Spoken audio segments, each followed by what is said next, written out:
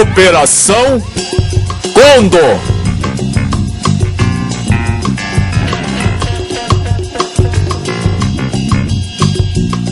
Quem? Quando? Como? Por quê?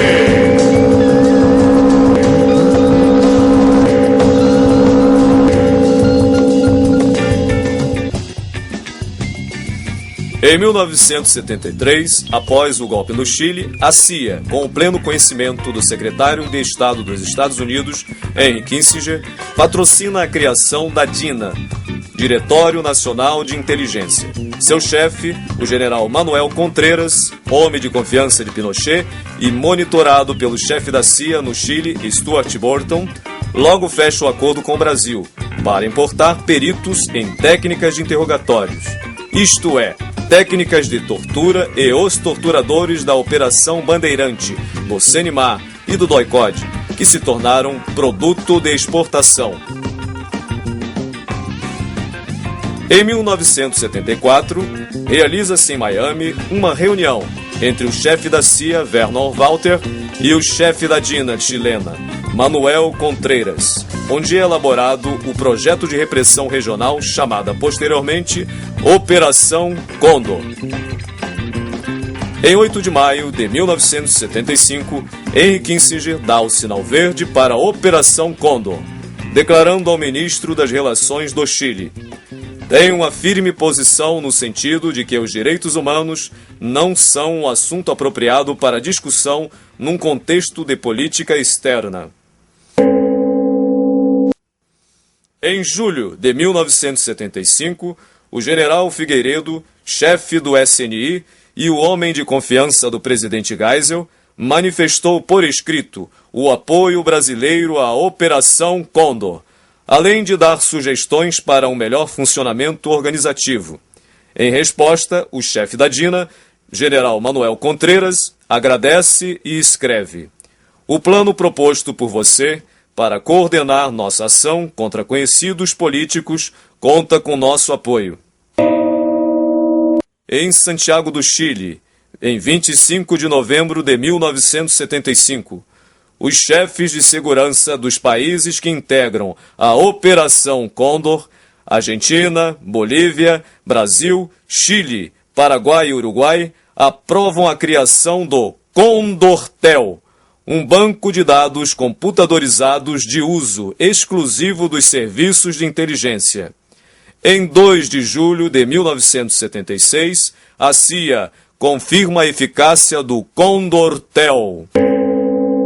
A segunda metade do século XX na América Latina foi composta de períodos muito ricos e muito duros.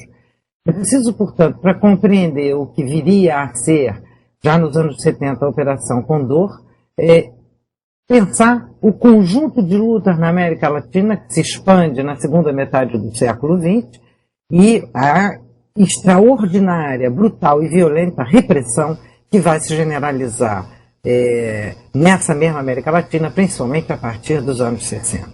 Portanto, a resultante dessas lutas na América Latina, na segunda metade dos anos 60, foi uma exigência generalizada do aprofundamento da democracia com um viés claramente socializante, isso é, incorporando essas demandas populares. É contra essas lutas, é contra esse tipo de resultado que alguns golpes absolutamente brutais vão se implantar na América Latina nessa segunda metade do século XX.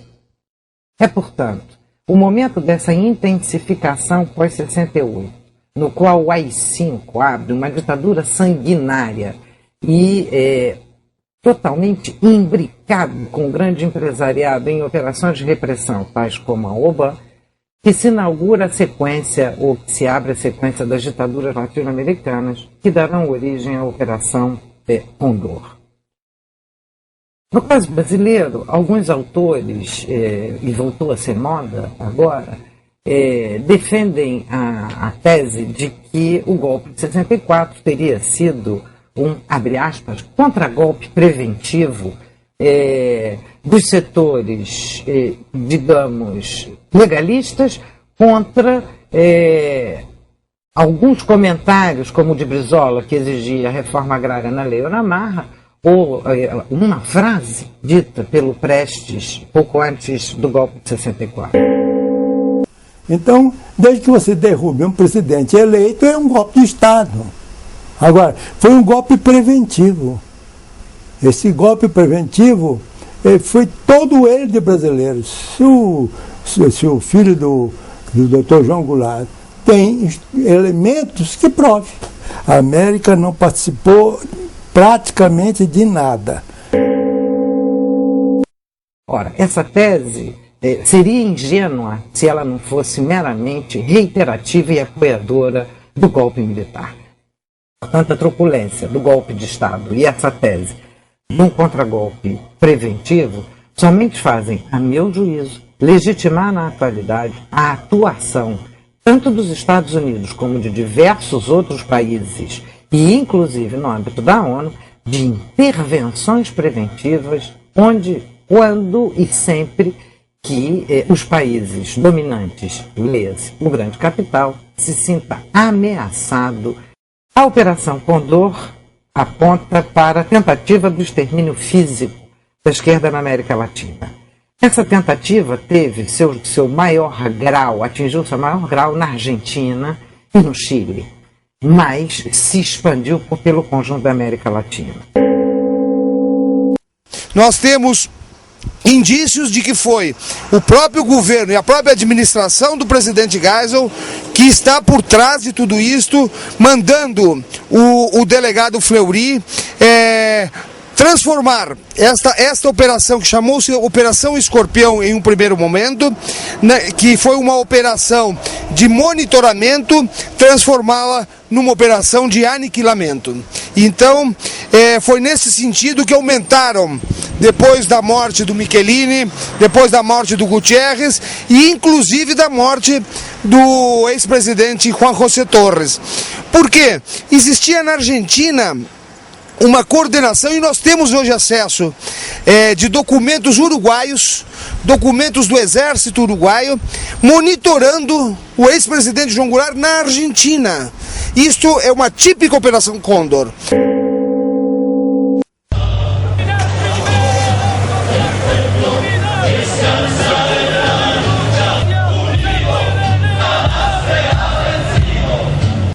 O torturador, tá certo? Pratica o maior crime contra uma pessoa, que é a violação ao direito mais sagrado de ser respeitado no seu interrogatório, de ser respeitado na investigação, de ter o seu corpo e a sua mente incólume.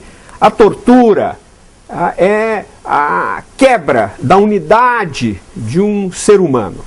A cabeça na tortura fala, eu não posso falar, resiste. E o corpo se joga contra a cabeça, que fala, eu não aguento mais, fala. Então, quando a pessoa sob tortura começa a falar, é porque quebrou a unidade entre a mente e o corpo. Então o torturador não tem essa de anistia. O torturador não pode ser anistiado. O torturador não deve ser anistiado. E é por isso que na América Latina, todas as legislações que estão sendo, que tinham estabelecido a anistia recíproca, de tal forma que os algozes também eram anistiados com as vítimas, tá certo? Estão separando, estão sendo mudadas essas legislações para fazer com que o crime seja um crime permanente, imprescritível, contra a humanidade, e os torturadores responderem no banco dos réus. Esta é a minha opinião, e isso não tem nada de revanche. Eu sou uma pessoa que não quero fazer revanche, agora eu quero a justiça, eu não quero a mentira, eu não quero a empulhação, eu quero a verdade. E o povo brasileiro tem direito de saber o que se passou no regime militar. A tortura era um instrumento de arrancar informação. Tinha um cara lá, que era um cara mais maluquinho, mas todos os demais torturadores, e não torturadores, mas agentes que tinham outras funções lá de colher informação, fora da sessão de tortura, eram todos profissionais, não te encostavam a mão por nenhuma... aquilo é uma graça, entendeu? Eles encostavam muito, torturavam, pau de arara, choque. O crime de tortura não estava abrangido naquela lei que concedia anistia a crimes políticos, a crimes conexos aos crimes políticos, que é uma questão delicada, mas que de maneira nenhuma vai abranger a tortura contra um preso político e contra crimes eleitorais. Possamos ter o direito à informação a mais completa possível. Que ficaram aflitos com a situação dos refugiados que estavam chegando em grande quantidade aqui em São Paulo. Agora, aquele policial, ou este mesmo, que o torturou dentro da prisão, este cometeu um crime comum. Isto não é um crime político. O Brasil, ainda hoje, ele não passou a limpo essa sua história. Por quê? Porque todos os arquivos da ditadura, que todos esses órgãos de informação, né, tinham e têm, né, nenhum deles foi aberto. Hoje há muitas evidências, para dizer o mínimo, né, de que o ex-presidente João Goulart, né, foi morto como resultado de uma ação. E mais do que isso, essa sempre foi uma estratégia. Então o poder punitivo, ele precisa de estar o tempo todo desqualificando para poder fazer a contenção social. Nós aqui no Senado, a Comissão de Direitos Humanos, já marcou data para ouvir o João Vicente. Finalmente, no dia 5 para 6 de dezembro, meu pai é simulado um atropelamento e é sequestrado na Argentina. Soube que quem estava no comando da ação era um brasileiro e pela descrição, pelas fotos, chegou-se à conclusão que era o Fleury. Porque passaram 23 anos do fim da ditadura, é como se muita coisa não tivesse acontecido. A memória desse período acaba sendo aquela que é contada pela versão oficial. O ministro Tarso Genro ponderou que a solicitação italiana pode sim ensejar algum procedimento investigatório aqui no Brasil.